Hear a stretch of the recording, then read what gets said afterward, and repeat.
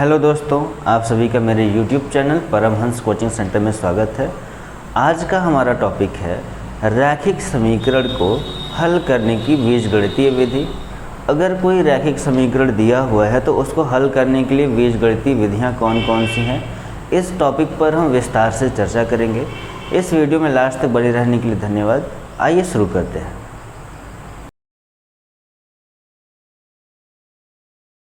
रैखिक समीकरण युग्म को हल करने की बीजगणितीय विधि। पहली विधि है विलोपन विधि, जिसको इंग्लिश में एलिमिनेशन मेथड कहा जाता है। दूसरी विधि है प्रतिस्थापन विधि, जिसको इंग्लिश में सब्स्टिट्यूशन मेथड कहा जाता है। और तीसरी विधि है वज्र गुणनखंड विधि, जिसको इंग्लिश में क्रॉस मल्टीप्लिकेशन मेथड कहा जाता है। ये क्लास 10th के एग्ज़ाम में ज़रूर पूछे जाने वाले क्वेश्चंस हैं। जैसे मान लीजिए एक समीकरण दिया हुआ है x minus y is equal to 2 एवं x plus y is equal to 2 का हल क्या है। ठीक है, ये पूछ सकते हैं कि इसको आप प्रतिस्थापन विधि से कैसे सॉल्व करेंगे, विलोपन विधि से कैसे सॉल्व करेंगे और वज्र गुणनखंड विधि से कैसे सॉल्व करेंगे। देखिए, मेथड अलग अलग रहेगा, लेकिन जो आपके आंसर्स आएंगे वो हमेशा तीनों मेथड से करने पे सेम आएंगे। तो सबसे पहले इस समीकरण को हम विलोपन विधि से हल करेंगे, फिर प्रतिस्थापन विधि से आपको हल करके दिखाएंगे और वज्र गुणनखंड विधि से हल करके दिखाएंगे। चलिए स्टार्ट करते हैं। पहले हम विलोपन विधि से। ठीक है, विलोपन विधि, इसमें होता क्या क्या है, कैसे कैसे सॉल्व किया जाता है, इसको आप साथ में देखते रहिए और समझते रहिए। देखिए, जैसे इक्वेशन दिया हुआ हमारा x minus y is equal to 2, इसको हम फर्स्ट इक्वेशन मान लेते हैं। ठीक है, और उसके बाद x plus y is equal to 2 दिया हुआ है, इसको हम सेकेंड इक्वेशन मान लेते हैं। अब देखिए, नाम से ही पता चल रहा है कि विलोपन विधि मतलब विलोप करना मीन्स गायब करना। देखिए, इसमें क्या किया जाता है, सबसे पहले हमको चिन्हों को देखना होता है। देखिए, यहाँ पे x भी प्लस है और ये सेकेंड इक्वेशन में भी x प्लस है, लेकिन यहाँ पे देखिए ये y है माइनस में और ये प्लस में है। तो इसमें क्या करना होता है, इसमें किसी एक को या फिर x को या फिर y को हमें विलोप मीन्स ख़त्म करना होता है। तो ख़त्म कैसे करते हैं, देखिए ये विपरीत चिन्ह है ना, तो अगर इसको हम जोड़ दें, ठीक है, इक्वेशन 1 को और इक्वेशन 2 को आपस में जोड़ दें, तो इसमें क्या हो जाएगा, देखिए प्लस माइनस से कैंसिल हो जाएगा, x माइनस वाई और प्लस वाई कैंसिल, तो यहाँ पे क्या बचेगा 2x। यही होता है विलोप विधि। इसको कैंसिल कर दिए, केवल यहाँ पे x की वैल्यू बची, इज इक्वल टू 2 में 2 जोड़ेंगे 4। ठीक है, तो x बराबर यहाँ पे देखिए 2, यहाँ पे कुछ कोई साइन नहीं है तो मल्टीप्लाई लगा हुआ है। इस 2 को अगर हम सेकंड साइन ले जाएंगे तो ये हो जाएगा आपका डिवाइड। ठीक है, तो इसको अब इसको x इज इक्वल टू हो जाएगा 2, ये x की वैल्यू आ गई। फिर आप क्या करते हो, इसी x की वैल्यू को आप समीकरण 1 में या समीकरण 2 में रखोगे तो आपको क्या मिलेगा, y की वैल्यू मिल जाएगी। तो मान लीजिए ये x इज इक्वल टू 2 को हम क्या करते हैं, हम इक्वेशन नंबर 1 में पुट ऑन करते हैं। तो इक्वेशन 1 है क्या, x minus y is equal to 2। ठीक है, तो इसको क्या करोगे, x के प्लेस पे 2 रखना है, यहाँ पे हो जाएगा 2 minus y is equal to 2। ठीक है, अब 2 में से y तो माइनस हो नहीं पाएगा, हमको y का वैल्यू ही निकालना है। फिर अब क्या करो, इस y को सेकेंड साइड ले जाओ और इस 2 को इधर ले आओ, तो यहाँ पे क्या हो जाएगा 2। देखिए यहाँ पे ये जो 2 है वो माइनस वो प्लस में है, इसको इस साइड ले आएंगे तो यहाँ पे क्या हो जाएगा -2 इज इक्वल टू, और ये माइनस में उधर जाएगा तो प्लस हो जाएगा। इसका मतलब y की वैल्यू कितने आ जाएगी, 2 में से 2 घटाओगे 0। ठीक है, देखिए x की वैल्यू 2 और y की वैल्यू 0। ये विलोपन विधि से हुआ है। विलोपन विधि में हमेशा समीकरण बनाना होता है। समीकरण बनाने के बाद किसी एक को या फिर x को या फिर y को काट के ख़त्म करना होता है। अगर बराबर नहीं है तो बराबर करके काटना पड़ता है। जैसे यहाँ पे x है, अदरवाइज मान लीजिए यहाँ पे 2 होता है, यहाँ पे केवल x होता है, तो क्या करते हैं पता है, इस सेकंड इक्वेशन में 2 से मल्टीप्लाई करते, यहाँ पे x यहाँ पे 2x और 2x हो जाता। अदरवाइज यहाँ पे मान लीजिए y तो सेम है, अगर y भी सेम नहीं रहता, x भी सेम नहीं रहता, तो किसी एक को आप क्या करते हैं, बराबर करते हैं, उसके बाद इस तरीके से इसको हल करते। ठीक है, आगे हम देखते हैं प्रतिस्थापन विधि। देखिए,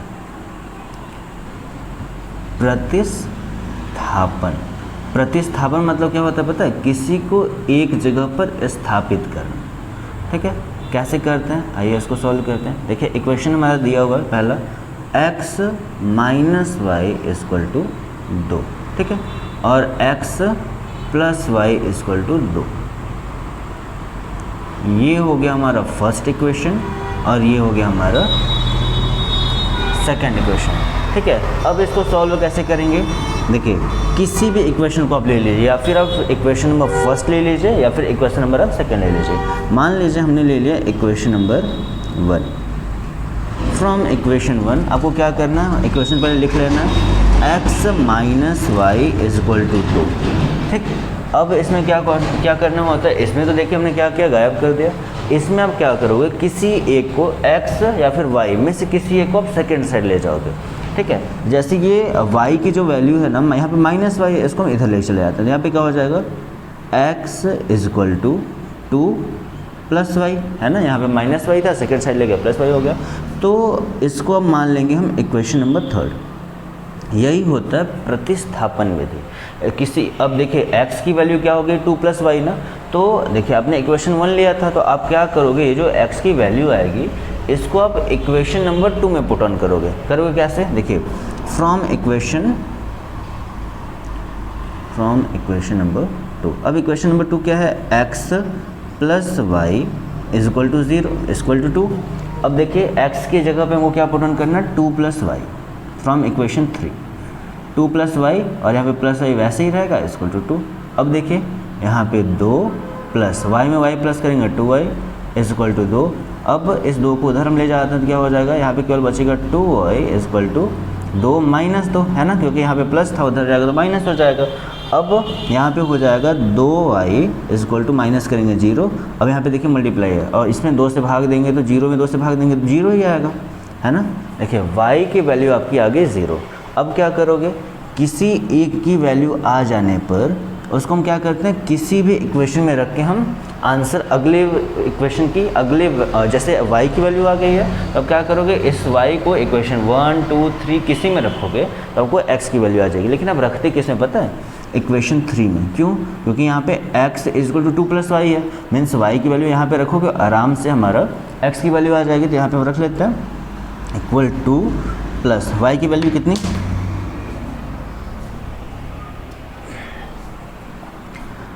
y की वैल्यू कितनी, 0। ठीक, तो यहाँ पे क्या हो जाएगा, x इज इक्वल टू 2। ठीक है, ये देखिए, ये रहा आपका विलोपन विधि और ये रहा आपका प्रतिस्थापन विधि। इसको आप सेव कर लीजिए, इसको आप स्क्रीनशॉट ले लीजिए। अब हम आगे चलते हैं वज्र गुणनखंड मेथड पे। आइए देखते हैं इसको हम वज्र गुणनखंड विधि से कैसे सॉल्व करेंगे।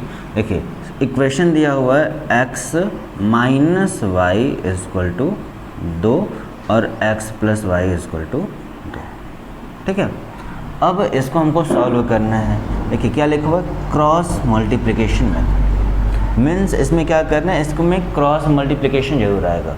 देखिए इसको सॉल्व कैसे करना है, जैसे ये इक्वेशन 1 है, इक्वेशन 2 है, तो इक्वेशन 1 को आपको ax plus b y plus c is equal to 0 से कंपेयर करना है, और इक्वेशन 2 को a1x plus b1y plus c1 is equal to 0 से कंपेयर करना है। कंपेयर करो कैसे, देखिए ये जो इक्वेशन 1 है यहाँ पे हम लिख लेते हैं इक्वेशन नंबर 1। यहाँ पे क्या है, x माइनस वाई। अब देखिए ये जो 2 है ये इस साइड है तो प्लस है, इसको अगर हम यहाँ ले आएंगे तो क्या हो जाएगा, -2 इज इक्वल टू 0।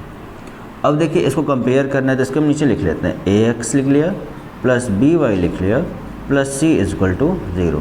अब a की वैल्यू क्या हो जाएगी, देखिए x के आगे कुछ नहीं है तो यहाँ पे 1 छिपा हुआ है, तो a की वैल्यू हमको यहाँ से मिल गई 1।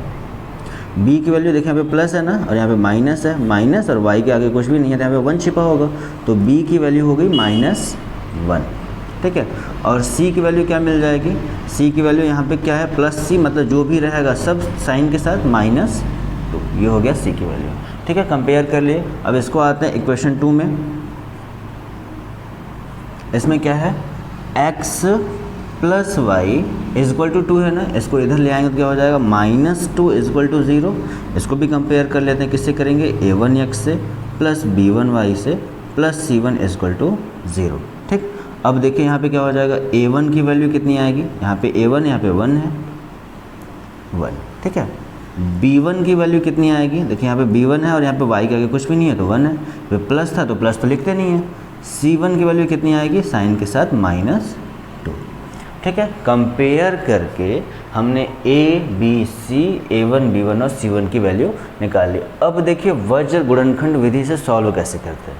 ठीक है, इसका एक फार्मूला होता है। फार्मूला क्या होता है, ऐसे में यहाँ पे x लिख लेते हैं, अपान लगा लेते हैं। ठीक है, जैसे देखिए x किस में था, A1 है ना, इन दोनों के साथ x का रिलेशन है। अब क्या करोगे, A और A1 को छोड़ दोगे, अब आप ले लोगे, बचा क्या, B और C बचा, तो यहाँ पे आप B लिखोगे, यहाँ पे C, यहाँ पे B1 और यहाँ पे C1। ठीक है, अब आते हैं आगे y, और y का रिलेशन किससे है, B और B1 से। आपको क्या करना है, B और B1 को छोड़ देना है। अब यहाँ पे लिखोगे C और A, और यहाँ पे C1 और A1। ठीक है, ये x हो गया, ये y हो गया। यहाँ पे इज इक्वल टू लगाओ और यहाँ पे लिखो 1 अपान। ठीक, अब यहाँ पे क्या करोगे, ये 1 मीन C मान सकते हो, अब ये कैंसिल हो जाएगा, आपको अब लेना है A और B। ठीक है, तो अब यहाँ पे लिखोगे A B A1 और B1। ठीक, क्या करना अब हमको इस पे जितने भी इसके वैल्यू है सब यहाँ पे पुट ऑन कर लेना है। चलिए रखते हैं, ये फार्मूला है। ठीक है, तो यहाँ पे x अपान B की वैल्यू कितनी है, -1 है, यहाँ पे हमने -1 लिख दिया। C की वैल्यू कितनी है, -2, यहाँ पे हमने -2 लिख दिया। ठीक है, उसके बाद B1 की वैल्यू कितनी है, 1 है, यहाँ पे हमने 1 पुट ऑन किया, और C1 की वैल्यू कितनी है, -2, यहाँ पे हमने -2 पुट ऑन किया। ठीक, आगे आते हैं, देखिए यहाँ पे क्या है, y है, y हमने पुट ऑन किया, अपान C कितना है, -2 -2। ठीक है, A कितना है, A है हमारा 1 लिखे। उसके बाद क्या है, C1 की वैल्यू कितनी है, -2 है। ठीक है, और उसके बाद A1 की वैल्यू कितनी है, यहाँ पे 1। ठीक है, ये हो गया इक्वल टू, अब क्या होना है, 1 अपान A की वैल्यू कितनी है, 1, यहाँ पे हमने 1 राइट किया। B कितना है, B है -1, यहाँ पे हमने -1 राइट किया। ठीक है, A1 कितना है, 1, और B1 कितना है, 1। ठीक है, ये हो गया हमारा सब जो वैल्यूज जैसे B C B1 C1 C A C1 A1 AB A1 B1 सबकी वैल्यू को हमने पुट ऑन कर लिया। अब आप करोगे क्रॉस मल्टीप्लिकेशन। कैसे, इसका इसमें मल्टीप्लाई, इसका इसमें मल्टीप्लाई, इसका इसमें मल्टीप्लाई, इधर इधर और इधर। ठीक है, चलिए इसको सॉल्व करते हैं। देखिए x अपान -1 का -2 में मल्टीप्लाई करोगे तो माइनस प्लस हो जाएगा, और 2 1 कम 2। ठीक है, इधर मल्टीप्लाई करोगे, देखिए मल्टीप्लाई अपनी जगह, लेकिन बीच में आपको माइनस जरूर लगाना है। ठीक है, अब क्या करोगे, यहाँ पे माइनस में लगा दिया। अब 1 का -2 में गुणा करोगे तो -2 आएगा, और डबल साइन एक साइन हो गया, तो यहाँ पे आप ब्रैकेट लगा लिया। ठीक है, अब फिर उसके बाद y अपन, देखिए -2 का 1 में मल्टीप्लाई करोगे तो -2 आएगा। ठीक, उसके बाद फिर क्या करोगे, आपको बीच में माइनस का साइन लगाना है। -2 का 1 में मल्टीप्लाई करोगे तो कितना आएगा, -2। ठीक है, वो हमने राइट कर लिया। उसके बाद इक्वल टू करना है, यहाँ पे बराबर लगाया। अब 1 बटे, देखिए 1 का 1 में मल्टीप्लाई करोगे 1 आएगा, माइनस लगा लिया, और 1 का -1 में मल्टीप्लाई करोगे तो -1 आएगा। ठीक है, यहाँ पे ब्रैकेट लगा लिया। अब इसी को हमको सॉल्व कर देना है, हमारा आंसर अपने आप आ जाएगा। देखिए यहाँ पे x लिखे हम अपान 2 है ना, माइनस माइनस प्लस 2। अब यहाँ पे क्या है, y अपान, यहाँ पे कोई साइन नहीं है ना, इन दोनों में कोई रिलेशन नहीं है अपना। -2 लिखे, minus minus plus 2 equal to 1 upon 1 minus minus plus 1। ठीक है, यहाँ पे इसको सॉल्व कर लिया, x अपान 2 2 4। ठीक है, y अपान -2 में +2 करेंगे, सॉल्व करेंगे 0 आएगा, इक्वल टू 1 अपान 1। अब देखिए क्या करना है, x अपान 4 को 1/2 से सॉल्व करना है, और y अपान 0 को 1/2 सॉल्व करना है ना। चलिए सॉल्व करते हैं। x upon 4 equal to 1 upon 2, cross multiplication है ना। 2x equal to 4, then x equal to कितना हो जाएगा, 4 अपान 2, कैंसिल करने पे x की वैल्यू 2। ठीक है, अब आते हैं y upon 0 equal to 1 upon 2, cross multiplication 2y equal to 0, then y equal to 0 है ना। अभी आपने जब उसको विलोपन प्रतिस्थापन विधि से किया था, फिर भी आपको x की वैल्यू 0 मिली थी और y की वैल्यू x की वैल्यू 2 मिली थी, y की वैल्यू 0 मिली थी। ये रहा आपका वज्र गुणनखंड विधि, जिसको आप क्रॉस मल्टीप्लिकेशन मेथड कहते हो। ठीक है, बहुत ज़्यादा टफ नहीं है, बस इसको आपको सही से वैल्यू रखना, आपका इसका आंसर आसानी से आ जाएगा। दोस्तों आपको यह वीडियो कैसी लगी कमेंट में करके ज़रूर बताएं, और अगर आप हमारे चैनल पर नए हैं तो प्लीज़ हमारे चैनल को सब्सक्राइब कर लें। मिलते हैं अगले वीडियो में।